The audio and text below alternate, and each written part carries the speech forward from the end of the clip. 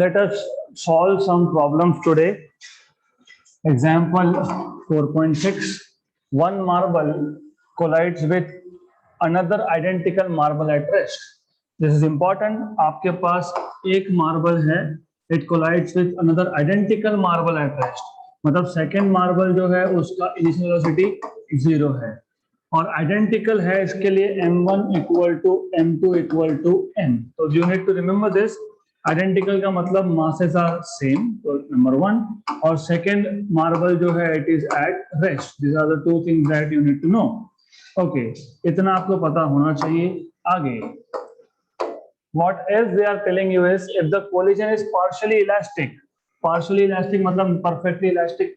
Perfectly elastic भी नहीं है और इलास्टिक भी नहीं है, तो it is neither elastic nor perfectly inelastic. मतलब ई की वैल्यू 0 भी नहीं है और 1 भी नहीं है.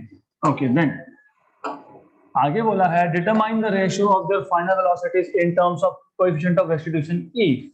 मतलब आपको करना क्या है, आपको v1 by v2 का रेशियो चाहिए in terms of E, in terms of coefficient of restitution E. तो what you are supposed to find out is you are supposed to find out what is v1 by v2 in terms of E. अब इसको solve करने के लिए what you will do is सबसे पहले you should know collision किसी भी type का हो, one thing is always conserved, linear momentum. So according to conservation of linear momentum, according to conservation of linear momentum, what you have is initial linear momentum equal to final, initial equal to final. और initial आपके पास है m1 u1 plus m2 u2 equal to m1 v1 plus m2 v2. अब m1 m2 equal है तो m1 की जगह पे m लिखेंगे, u1 तो u1 है और u2 है 0 because second object was at rest. तो m1 is m, u1 is u1, m u1 plus 0 equal to m1 is m, v1 plus m2 is m v2. So therefore you will have m u1 equal to m v1 plus v2. इसमें m और m हो गया cancel out, right. तो आपके पास आ गया v1 plus v2 equal to u1, v1 plus v2 equal to u1, equation number 1, right. सबसे पहले किसी भी क्वेश्चन को सॉल्व करने से पहले एग्जैक्टली क्वेश्चन का क्या डेटा है वो देखो. डेटा था u2 इक्वल टू 0, मासेस थे इक्वल, रेशियो पूछा है फाइनल वेलोसिटीज का, और कोलिजन किसी भी टाइप का हो, लीनियर मोमेंटम कंजर्व होता है, तो वहां से कम एक इक्वेशन मिलेगा आपको. Now the idea here is हमें पूछा है v1 by v2 in terms of coefficient of restitution. अब तक हमने कोएफिशिएंट ऑफ रेस्टिट्यूशन कहीं लिखा ही नहीं है, so you have to use the formula of E. So what you know is we know that what you know is E equal to V2 minus V1 upon U1 minus U2. Ab in this case, of course, you know V2 U2 is 0, so V2 minus V1 upon U1. मतलब यहां से आपको मिल जाएगा from here you will get v2 minus v1 equal to e u1. कुछ नहीं, सिर्फ u1 को यहां पे शिफ्ट कर दिया. इक्वेशन नंबर 2, इक्वेशन नंबर 2 आपका इक्वेशन नंबर 1 है और इक्वेशन नंबर 2 है. अब कभी कभी ये प्रॉब्लम आता है कि अभी डिवाइड करे कि ऐड करे, है ना. आपको क्या चाहिए, आपको चाहिए v1 by v2. Think reasonably. अब ऐसा है कि अगर हम ऐड कर देते तो लुक इफ यू ऐड, यहाँ पे नेगेटिव v1 है और यहाँ पे पॉजिटिव, तो क्या फायदा, कैंसिल हो जाएगा. आपको रेशियो चाहिए, v1 ही कैंसिल हो गया तो यू कैन नॉट ऐड. अगर आप सब्ट्रैक्ट कर दोगे, अगर आप सब्ट्रैक्ट करोगे तो v2 हो जाएगा कैंसिल. तो एडिशन और सब्ट्रैक्शन यहाँ पे करना नहीं है. यहाँ पे क्या करेंगे, डिवीजन. डिवीजन करने से एक फायदा है कि u1 कैंसिल हो जाएगा. तो if I dividing equation 2 by 1 अगर हम डिवाइड कर देते हैं तो V2 minus V1 equal to EU1, और ऑफ कोर्स इक्वेशन नंबर 1 का लेफ्ट हैंड साइड याद होगा तो V1 plus V2, V1 plus V2, और यहाँ पे U1 cancel cancel, right. Therefore आपके पास आ गया V2 minus V1 upon V1 plus V2 equal to E। एक काम करो, इसका रेसिप्रोकल ले लो, या तो डायरेक्टली भी यूज कर सकते हो। डायरेक्टली आपको क्या चाहिए, आपको V1 बाय V2 चाहिए, लेकिन यहाँ पे तो ऊपर V1 V2 का सब्ट्रैक्शन है, नीचे V1 V2 का एडिशन है, तो V1 बाय V2 लाने के लिए क्या करोगे? Have you seen something like, अगर मेरे पास P upon Q equal to R upon S है, तो P plus Q upon P minus Q equal to R plus S upon R minus S, देखा है कहीं पे? yes, sir. इसको बोलते हैं using componendo dividendo, this is componendo dividendo. so using componendo dividendo, using componendo and dividendo, we get मतलब क्या करना होता है बेसिकली, न्यूमरेटर में लिखोगे न्यूमरेटर प्लस डिनोमिनेटर, और डिनोमिनेटर में लिखोगे न्यूमरेटर माइनस डिनोमिनेटर। तो यहाँ पे न्यूमरेटर क्या है, V2 minus V1, numerator plus plus denominator, denominator में क्या है V1 plus V2 upon numerator minus denominator equal to right hand side पे भी वैसा ही, numerator is E, denominator is 1, तो E plus 1 upon E minus 1। Open this brackets, इसको open करोगे तो V1 V1 cancel, V2 V2 2V2, नीचे V2 V2 cancel, minus V1 minus 2 times of V1, यहाँ भी 2 2 गया, तो E plus 1 upon E minus 1। अब ऐसा करते हैं, इसको हम what we will do is, ये V1 वहां लेके गए, V2 को डिवाइड कर दिया, तो रेसिप्रोकल ले लिया, V1 बाय V2 उल्टा कर दिया, equal to E minus 1 upon E plus 1, और यहाँ का जो नेगेटिव था यहाँ पे शिफ्ट कर दिया, नेगेटिव साइन छोड़ मत देना, राइट, नेगेटिव साइन को आपने सिर्फ शिफ्ट कर दिया, clear? Shift reciprocal and shift the negative sign, negative can be taken anywhere, यहाँ से उठा के यहाँ पे रख सकते हो, यहाँ पे भी रख सकते हो, यहाँ रख सकते हो, यहाँ रख सकते हो, कोई प्रॉब्लम नहीं है। तो therefore V1 by V2 equal to, negative अंदर दे दिया, एब्सॉर्ब कर लिया, तो माइनस E और प्लस 1, तो 1 minus E upon 1 plus E, ये आ गया आपका ratio of final velocities in terms of coefficient of restitution. तो क्वेश्चन बहुत सिंपल था, आपके पास दो ऑब्जेक्ट्स है जिनका हेड ऑन कोलिजन है, दूसरा ऑब्जेक्ट इनिशियली रेस्ट पे है और आइडेंटिकल है, this is important, identical marble at rest, one marble collides head on with another identical, मतलब masses are same, at rest, another at rest, second is at rest, determine the ratio of their final velocities in terms of coefficient of restitution E। तो पहले हमने apply किया conservation of linear momentum, क्योंकि ये हमेशा ही conserve रहता है, no matter which collision you are talking about, it is always conserved, right, वहां से आपको मिल गया एक equation.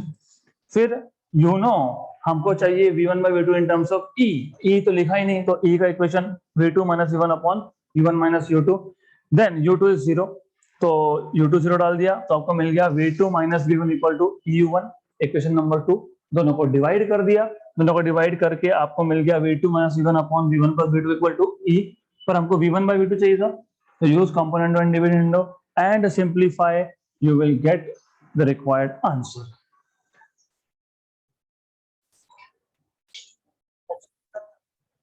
Next question, example 4.7, a shell of mass 3 kg is dropped from some height.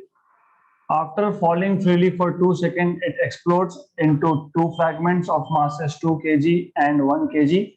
Kinetic energy provided by the explosion is 300 joule. Using G equal to 10 meter per second square. Calculate the velocity of the fragments. Justify your answer if you have more than one options. पहले तो question अच्छे से समझ लो. अगर आपको याद होगा, हमने जब हम इनइलास्टिक कोलिजन की बात कर रहे थे, तब normally I said normally final kinetic energy is less than initial kinetic energy. और ये नॉर्मल सर्कमस्टेंसेस में होता है, नॉर्मल कंडीशंस में होता है. बट अगर एनर्जी को इंटरनली सप्लाई किया गया तो you may have other way around, final greater than initial. तो मैंने आपको बताया था कि एक बॉम्ब का एक्सप्लोजन एनर्जी सप्लाइड इंटरनली, उस केस में final kinetic energy is greater than initial. अब यहाँ पे जो हमारे पास केस है ये वैसा ही है, exactly not the same but वैसा ही है. सबसे पहले मान लो आपके पास एक शेल है, शेल मतलब बॉम्ब है, आपने उसको इस पॉइंट से रिलीज किया मतलब रिलीज मतलब इनिशियल वेलोसिटी 0 था, इनिशियल वेलोसिटी वाज 0. अब ये जो ऑब्जेक्ट है ये कुछ डिस्टेंस कवर कर रहा है इन 2 सेकेंड्स. तो यहाँ पे उसका फाइनल वेलोसिटी हो जाएगा v equal to u plus at. हमने जो केस देखा था वो एक बॉम्ब एक जगह पे रखा था एंड इट एक्सप्लोड्स. बट यहाँ पे करते हैं ना दिवाली में, you keep and you light up और रख देते हो उसको एंड इट ब्लोज अप. और कुछ होते हैं जो हाथ में जला के फिर ऊपर फेंकते हैं. तो this is what is happening in this case. Interestingly यहाँ पे अब काइनेटिक एनर्जी सिर्फ इंटरनल नहीं है, उस केस में एनर्जी वाज इंटरनली सप्लाइड. यहाँ पे इंटरनल काइनेटिक एनर्जी आपको बोला है 300, बट एडिशनली ऑब्जेक्ट ने 2 सेकेंड में 0 से वेलोसिटी कितना गेन किया, v, राइट. मतलब ऑब्जेक्ट ने काइनेटिक एनर्जी भी गेन कर लिया, मतलब ऑलरेडी जो मोशन में है उसका एनर्जी हाफ mv² प्लस कितना एनर्जी 300, राइट. अब समझ में आया टोटल एनर्जी बिफोर एक्सप्लोजन क्या है. Energy which is supplied internally 300 joule, बोला है ना. Kinetic energy provided by the explosion is 300, मतलब इंटरनल एनर्जी कितना है 300, राइट. और काइनेटिक एनर्जी कौन सा है, जो इस शेल ने खुद ने गेन किया बिकॉज इट स्टार्टेड मूविंग. जैसे ही मूव हो रहा है मतलब वेलोसिटी है तो काइनेटिक एनर्जी है. अब एक्सप्लोजन के बाद इसके 2 पीसेस हो गए. एक का मास है 2 किलोग्राम, एक का मास है 1 किलोग्राम. तो टोटल मास था कैपिटल M, ये था 3 किलोग्राम. उसमें से पहले पीस का मास है 2 किलोग्राम, दूसरे का है 1 किलोग्राम. अब एक्सप्लोजन के बाद both of them are moving. ये आ गया आपका v1, इसका आ गया velocity v2, right. Good. Question समझा यहां तक. आपको पूछा है कि वेलोसिटीज v1 और v2 की वैल्यू क्या. तो सबसे पहले गिवन क्या है वो देख लेते हैं. गिवन है हमको total mass is 3 kilogram of the shell. उसके बाद time for which it is falling freely. Free fall का मतलब ये होता है कि there is only gravity, that's it. वहां पे कोई एयर रेजिस्टेंस नहीं, कुछ भी नहीं है, देयर इज ओनली ग्रेविटी. अब इसके आगे यू हैव दिस. नाउ जब एक्सप्लोजन हुआ तो उस केस में मास m1 कितना 2 kg, m2 कितना 1 kg, right. Anything else that is given to. Yes. What is the energy of explosion, मतलब इंटरनल काइनेटिक एनर्जी बोल सकते हो इसको आप. इंटरनल काइनेटिक एनर्जी कितना है 300 जूल, राइट. अब फर्स्ट ऑफ ऑल G की 10 दी है. यू नीड टू नो, यहाँ पे अच्छे से समझ लो, आपको फाइंड करना है v1 and v2. You are supposed to find out v1 and v2. और अगर दो वैल्यू आई तो उसको जस्टिफाई भी करना है. तो सबसे पहले कौन से फॉर्मूला यूज होंगे, you need to understand this. सबसे पहले you have to find out what is the final velocity of the bomb before explosion. Before explosion बोल रहा हूं, आफ्टर नहीं, क्योंकि फटने से पहले उसका कुछ वेलोसिटी हुआ होगा. उसका वेलोसिटी की वजह से एनर्जी, काइनेटिक एनर्जी, वो भी आपको पता होना चाहिए. Then you are suppose to find out V1 and V2। तो पहले तो ये फॉर्मूला यूज करोगे, और क्या यूज करोगे, और क्या यूज करोगे, और क्या यूज करोगे, लीनियर मोमेंटम कंजर्वेशन। तो लीनियर मोमेंटम कंजर्वेशन यूज करना ही पड़ेगा आपको, लीनियर मोमेंटम कंजर्वेशन। ये हमेशा कॉन्जर्व होता है, मैंने बताया था, this is a quantity which is always and always conserve.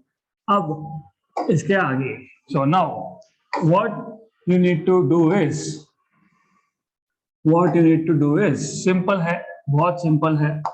यहां तक समझेगा situation? Did you understand this? पक्का? ओके, तो अब first of all you need to know one thing here, total kinetic energy in this case before collision will be equal to total kinetic energy after collision। इसको आप बोल दो, after collision बोला मैंने but explosion है यहाँ पे, तो रिमेंबर दिस। तो यहाँ पे बोल देना total energy is always conserved, total energy is always conserved. Okay, तो total energy before explosion equal to total energy after explosion.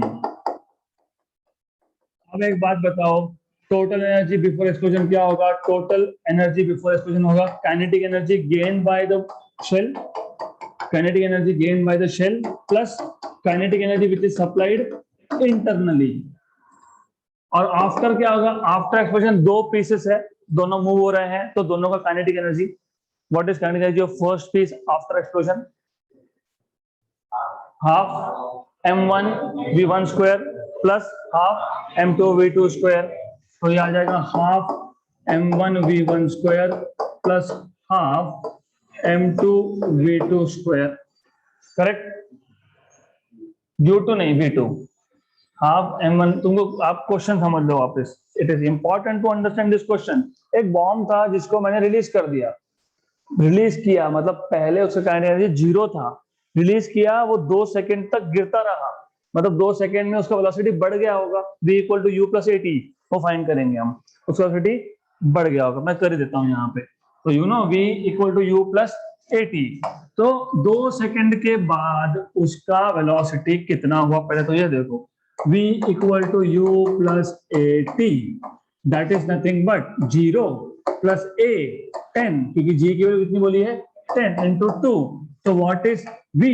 20 metre पर सेकेंड। तो ये हो गया 2 सेकेंड के फ्री फॉल के बाद का सिचुएशन। तो this is the velocity of the shell after 2 seconds of free fall. उसके बाद एक्सप्लोड हुआ है, तो इस 2 सेकेंड में वेलोसिटी गेन किया, मतलब काइनेटिक एनर्जी गेन किया। तो what is kinetic energy here? What is kinetic energy here? Half total m, total m क्यों? अभी एक्सप्लोड कहां हुआ? क्या एक्सप्लोड नहीं, तो हाफ m v स्क्वायर। तो this is equal to half m कितना था? 3, 20 का square, 400 by 2 is 200 into 3, 600 joule. तो जब वो एक्सप्लोड होने वाला था, उसके बाद ऑलरेडी वेलोसिटी की वजह से जो एनर्जी है वो कितना है? 600, और इंटरनल कितना है? 300, इंटरनल इज ऑलरेडी 300। तो this is what we are saying, total energy is always conserved, मतलब total energy before collision equal to total energy after collision. But total energy before collision कितना? बिफोर कोलिजन कितना? इतना 600, that is kinetic energy due to velocity, right? This is 600, और internally कितना supply हुआ? 300। Well good. Then पहले का मास कितना था? 2 u v1 तो पता नहीं, फाइंड ही करना है ना, v1 स्क्वायर प्लस दूसरे का कितना था? 1 v2 स्क्वायर। ये और ये हो गया कैंसल, ये आ गया आपका 900 equal to v1 square plus v2 square by 2, multiply by 2 on both sides, तो 1800 equal to 2v1 square plus v2 square. 2 से मल्टीप्लाई किया और यहाँ पे 2 था तो कैंसल आउट हो गया। क्लियर यहां तक? पक्का समझा है? Good. 100% bomb release it is gaining kinetic energy. तो कितना गेन किया? 600 जूल. और अंदर से कितना सप्लाई हुआ? 300 जूल. तो total is 900. Very good. Equation number 1 आपको फाइंड क्या करना था? V1 and V2. One equation, two unknown. होता है क्या सॉल्व? नहीं. तो और एक इक्वेशन चाहिए. That is what I told you. Remember, always remember linear momentum conservation. Okay, good. So you should know that according to conservation of linear momentum,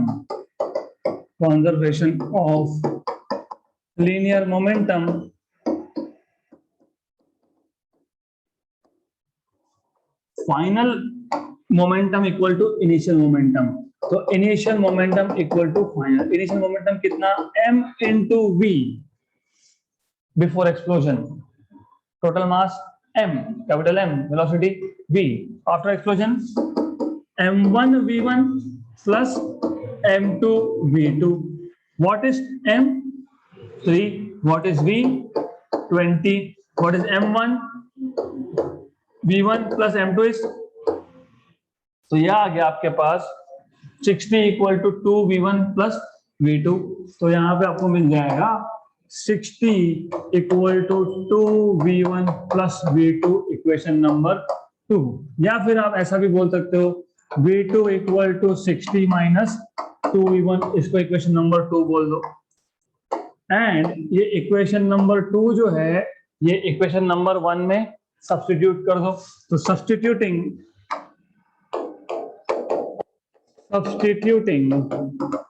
equation number 2 in equation number 1. तो वो क्या था आपके पास? 1800 equal to 2v1 square plus v2 square. लेकिन v2 60 minus 2v1 का square. Right. अब solve this. This is 1800 equal to 2v1 square a minus b bracket square, a square minus 2a, 2 into 60 is 120 into b 240 v1 plus इसका square 4v1 square. तो plus 4v1 square. That is what you have. Okay, तो इतना आपको पता होना चाहिए. अब now what you can do is, अब देखो 1800 2 और 4 6v1 स्क्वायर. ये आ गया आपके पास माइनस 240 v1 और ये प्लस 3600 है, प्लस 3600 है. अब इस 1800 को वहां शिफ्ट कर देता हूं तो माइनस, मतलब आपको मिल जाएगा 6v1 square minus 240 v1 plus 36 minus 1800. तो minus sorry plus 1800 equal to 0. कुछ नहीं, इसको सिर्फ वहां पे शिफ्ट किया तो माइनस हो गया. यहां तक क्लियर? पक्का? Factor of 6 divide by 6. तो यह आ जाएगा आपके पास v1 square minus 40 v1 plus 300. which are the two numbers when you multiply you get 300 and add you get 30 and 10. minus 30 and minus 10. so v1 square minus 30 v1 minus 10 v1 plus 300 equal to 0. Therefore, you can take out v1 common. v1 minus 30 minus 10 common. v1 minus 30 equal to 0. Therefore, you will get v1 minus 10 into v1 minus 30 equal to 0. Therefore, you will get v1 equal to 10 or v1 equal to 30. ये दोनों metre पर second में है. Both of these answers are in meter per second. This is meter per second and this is also meter per second. Clear? Yes. दो answer आए, justify करना है, नहीं कर सकते क्योंकि जब तक V2 नहीं मिलता तब तक तुम कुछ नहीं बता सकते. तो V2 फाइंड करो. कैसे V2 फाइंड करोगे? यह V1 की वैल्यू यहां डालोगे. Right. So therefore V2 equal to 60 minus, अगर v1 की वैल्यू 10 है तो ये 2 into 10 तो ये आ जाएगा आपके पास 40 मीटर पर सेकेंड, और v2 equal to 60 minus 2 into 30 that is 0 meter पर second. Now you can say something. अब आप जस्टिफाई कर सकते हो, आप बोल सकते हो अगर पहला केस ट्रू है तो सेकेंड ऑब्जेक्ट जिसका मास था 1 kg, 1 था ना, 1, तो लाइटर ऑब्जेक्ट ये हेवियर से नीचे है। क्यों नीचे है? उसका वेलोसिटी ज्यादा है, जिसका वेलोसिटी ज्यादा है वो जल्दी नीचे जाएगा, right? So this implies that lighter object is below the heavier one, right? या फिर heavier is above the lighter one. जिसका स्पीड ज्यादा वो जल्दी नीचे जाएगा, मतलब वो नीचे है, बिलो है, राइट? तो यू कैन से in this case, you can say in this case, what you can say in this case is lighter object is below the heavier one. In this case lighter object मतलब पहला with mass, पहला कि दूसरा? दूसरा, m2 lighter object is below, क्यों? क्योंकि ये fast move हो रहा है, जल्दी नीचे आएगा, is below the heavier one, is below the heavier one which is m1। दूसरे केस में उल्टा, दूसरे केस में सेकंड का तो 0 है और पहले का 30 है। उल्टा बोल सकते हो, but second case is practically impossible case. क्यों? इमेजिन एक बॉम्ब आया, यहां फटा, एक ऑब्जेक्ट नीचे गया, एक उधर ही रुक गया, नहीं मैं नहीं आऊंगा, I am not coming, okay? वैसा होता नहीं है। तो इसके लिए वो वैसे तो प्रैक्टिकली इम्पॉसिबल है, लेकिन अभी उन्होंने जस्टिफाई करने के लिए बोला, तो जस्टिफाई करो, बोलो इन दिस केस, मैं तो बोलूंगा practically not possible, okay? In this case lighter object is above, क्योंकि लाइटर ऑब्जेक्ट जो है जिसका मास था 2 kg, उसका वेलोसिटी है 0, वो जहां पे है वहीं पे है, is not going anywhere, is above the heavier one. But I will additionally से प्रैक्टिकली इम्पॉसिबल, मैं इसको ऐसा ही लिखूंगा, प्रैक्टिकली इम्पॉसिबल, ये पॉसिबल नहीं है, okay? So is this clear? तो what was your approach of solving? Always remember, पहले आपने फाइनल वेलोसिटी, मतलब जहां पे बॉम्ब एक्सप्लोड हुआ वहां पे उसका वेलोसिटी निकाला, क्योंकि वो वेलोसिटी आपको बताएगा कि मोशन की वजह से काइनेटिक एनर्जी कितना था, 600 जूल, और एडिशनली एक्सप्लोजन ने कितना सप्लाई किया, 300 जूल, तो टोटल कितना आ गया, 900 जूल। किसको गया? दो ही चीजें थी, दो टुकड़े हुए तो दो ही लेके जाएंगे, टोटल एनर्जी 900 जूल कौन लेके जाएगा? पहला और दूसरा, दो पीसेस, तो m1 half m1 v1 square plus half m2 v2 square, यही तो किया है हमने। यू सी 900 कौन लेके गए? 900? यू सी 900 6 प्लस 3 900 कौन लेके गया? Half m1 v1 square plus half m2 v2 square, right? तो इसको सॉल्व करके इक्वेशन 1 मिलेगा, लेकिन दो वेरिएबल, एक इक्वेशन सॉल्व नहीं होता तो दूसरा कहीं से तो लाना पड़ेगा, कहीं से लाओ, कहां से लाओगे? कंजर्वेशन ऑफ लीनियर मोमेंटम, उससे आपको एक और इक्वेशन मिलेगा, उस इक्वेशन को इक्वेशन 1 में सब्स्टिट्यूट करो, सॉल्व करो, you get two values of v1 and hence you get two corresponding values of v2, that's it.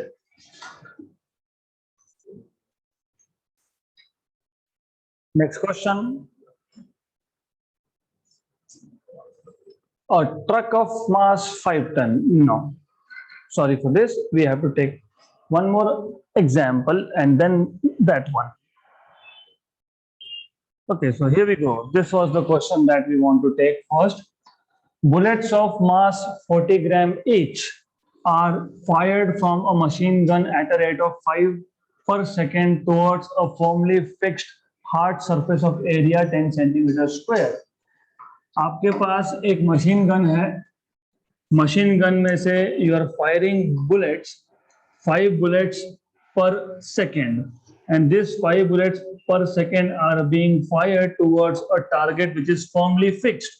यहाँ पे एक टारगेट है which is firmly fixed, याद रखना ये firmly fixed है, तो ये टारगेट का इनिशियल वेलोसिटी भी 0 और इसका फाइनल भी 0, क्योंकि फॉर्मली फिक्स होना मतलब it can not move, it can not go anywhere, even bullet लगने के बाद भी कहीं नहीं जाएगा, राइट। सो अब जो बुलेट यहां से फायर हो रहे हैं, रिमेंबर मैं गन को नहीं, मैं बुलेट को ऑब्जेक्ट नंबर 1 मान रहा हूं।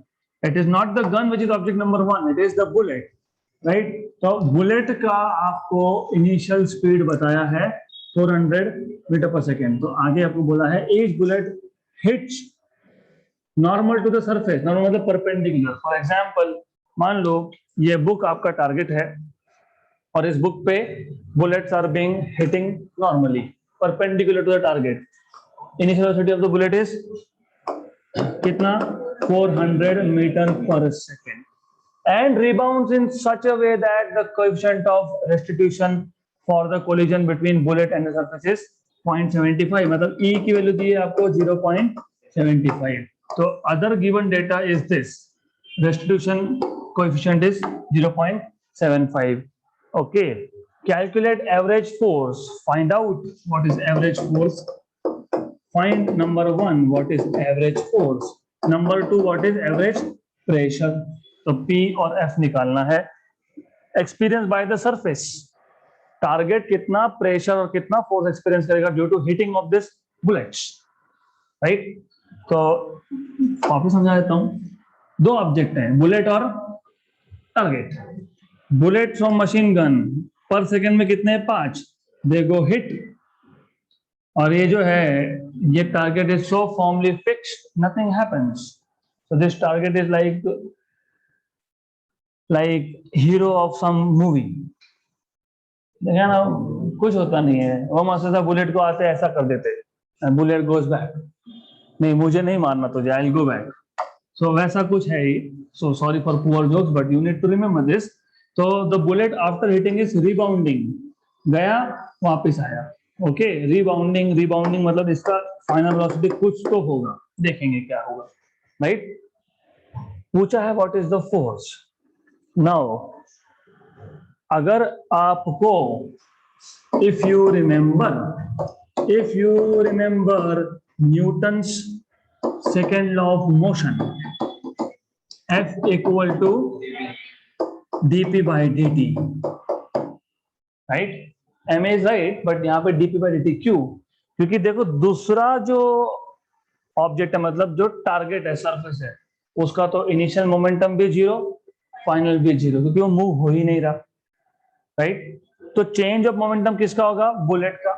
अगर आपको चेंज ऑफ मोमेंटम मिल गया और आपको 1 अपॉन टाइम दिया क्या, 5 बुलेट्स पर सेकेंड, यस। तो आपको ऑलरेडी 5 बुलेट्स पर सेकेंड दिया है, अगर आपको डीपी मिल गया, चेंज इन मोमेंटम मिल गया, तो डीपी बाई dt करके आपको फोर्स मिल जाएगा, राइट। फोर्स मिल जाएगा तो प्रेशर मिल जाएगा। What is pressure, force upon area, और एरिया भी दिया है आपको 10 centimetre square, area of the target भी दिया है आपको 10 सेंटीमीटर स्क्वायर। तो this is how you need to remember which formula to use. Area is 10 centimetre square, लेकिन 1 सेंटीमीटर में होता है 10 पावर -2 मीटर, इसका स्क्वायर, ये 10 पावर -2 कितना, -4, और ये 10, तो कितना आ गया, 10 पावर -3 मीटर स्क्वायर। क्वेश्चन को सॉल्व करना, कैसे सॉल्व करना पहले समझ लो, क्वेश्चन समझ लो। बुलेट था, वो एक टारगेट के जाके हिट कर रहा है और बुलेट ही वापस आ रहा है, because target is so firmly fixed, right. तो बुलेट वापस आएगा, बुलेट जाएगा और वापस आएगा, मतलब change in velocity of bullet होगा। चेंज इन वेलोसिटी को अगर आप मास से मल्टीप्लाई करते तो चेंज इन मोमेंटम मिलेगा। What is momentum, mass into velocity, mass into velocity. So what is change in momentum, mass into change in velocity। change in velocity मतलब final minus, अगर final मिल जाता है तो dp मिल जाएगा, और 1 अपॉन dt तो पता ही है, 1 अपॉन dt कितना है, 5, राइट। 5 पर सेकेंड मतलब 1 अपॉन टाइम, तो 1 अपॉन dt आपको पता है। अब आखिरी क्वेश्चन ये कि v1 कैसे फाइंड करेंगे। यहाँ पे तो आप कंजर्वेशन ऑफ मोमेंटम भी नहीं लगा सकते हो, मतलब लगा तो सकते हो but you will not be able to find a value. Q, what is conservation of momentum, m1 u1 plus m1 u1 plus m2 u2 equal to m1 v1 plus आपको टारगेट का मास कहाँ पता है, आपको पता है क्या? नहीं, तो नहीं यूज कर सकते, फिर क्या करेंगे? What is extra given to you? Extra e. E, do you remember the formula for e? V2 minus V, आ गया V1, यही तो चाहिए था, upon U1 minus U2। Good. तो सबसे पहला काम आप करोगे, you will be finding out what is V1। तो E equal to V2 minus V1 U1 minus U2। E की वैल्यू 0.75, 0.75 मतलब 3/4 है ना, 0.75 मतलब 3/4। तो मैं इसको 3/4 ही लिख देता हूँ डायरेक्टली, कैलकुलेशन में सिंपल होगा। 3/4। V2 कितना? 0। V1 फाइंड करना है, U1 400 और U2 0। तो आपको मिल जाएगा 3/4, ये 400 वहां शिफ्ट कर दिया, इक्वल टू माइनस V1। तो यहाँ पे आपको मिल जाएगा ये 300, तो V1 equal to minus 300 metre पर सेकेंड। यहाँ पे वेलोसिटी नेगेटिव का सिर्फ इतना ही मतलब है that the bullet after hitting the target is rebounding, coming back. So negative sign indicates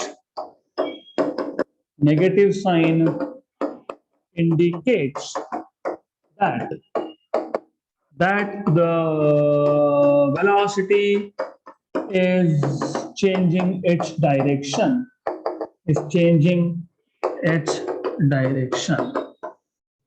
Okay. अब what is the change in momentum after collision? The change in momentum after collision is per bullet, per bullet की बात चल रही है। Change in momentum, of course per bullet, momentum, मैं अभी तक एक ही बुलेट की बात कर रहा हूं यहाँ पे, per bullet after collision is dp, which is final momentum minus initial momentum. Momentum is mass into velocity, तो mass into final velocity minus mass into initial velocity। तो यहाँ पे एक काम करो, मास को निकाल लो common, V2 minus U1, right? Correct? नहीं, नॉट करेक्ट। किसका चेंज इन मोमेंटम? किसका?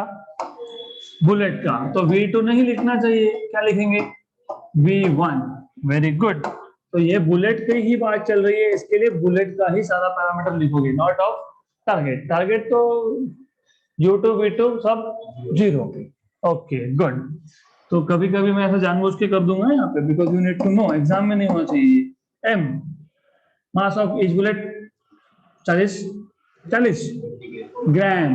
ग्राम को किलोग्राम में कन्वर्ट करना पड़ेगा, 40 into 10 power minus 3। तो for your convenience I will write down mass of bullet as 40 gram, which is 40 into 10 power minus 3 kilogram. ये आ गया। V1 कितना है? V1 -300 और ये 400, तो कितना आ गया ये? -700।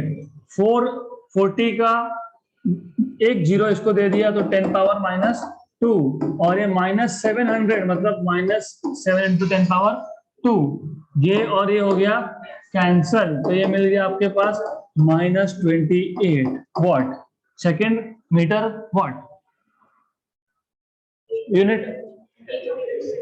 That is momentum. What is momentum? Mass into velocity. What is mass? Kilogram. What is velocity? Meter per second. तो ये किलोग्राम मीटर पर सेकेंड होना चाहिए। गुड। अब this is change in momentum per bullet, right? Total change in momentum is, yes, total change in momentum. Total change in momentum is कितना? 28 into 5, that is 140 kilogram metre पर second. Negative sign सिर्फ direction की वजह से आया यहाँ पे। Doesn't matter if you write down negative or you don't write down negative. Negative sign is only for direction. तो एक काम करता हूँ, मैं इसको बोल देता हूँ magnitude wise. Magnitude wise मतलब I don't care for the direction here. Magnitude wise dp is equal to 28. Negative sign हम लोग नहीं लिखेंगे. Right? Clear? हर एक बुलेट का कितना मोमेंटम चेंज हुआ? 28. तो टोटल 5 बुलेट का कितना होगा? 20 इंटू 5 मतलब dp into number of bullets that is 28 into 5. Okay, यहां तक क्लियर? राइट। मोमेंटम का चेंज कहां गया? ऐसा कुछ अपने आप तो डिसअपियर नहीं होता ना। कितना मोमेंटम चेंज हो गया? 140 का मोमेंटम चेंज हो गया। कहां गया? कहां गया? कहां गया? This change in momentum is nothing but force acting on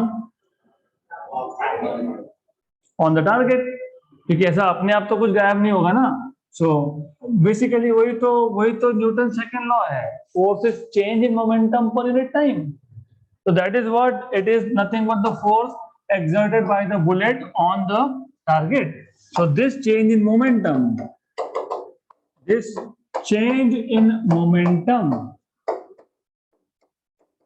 is the force imparted by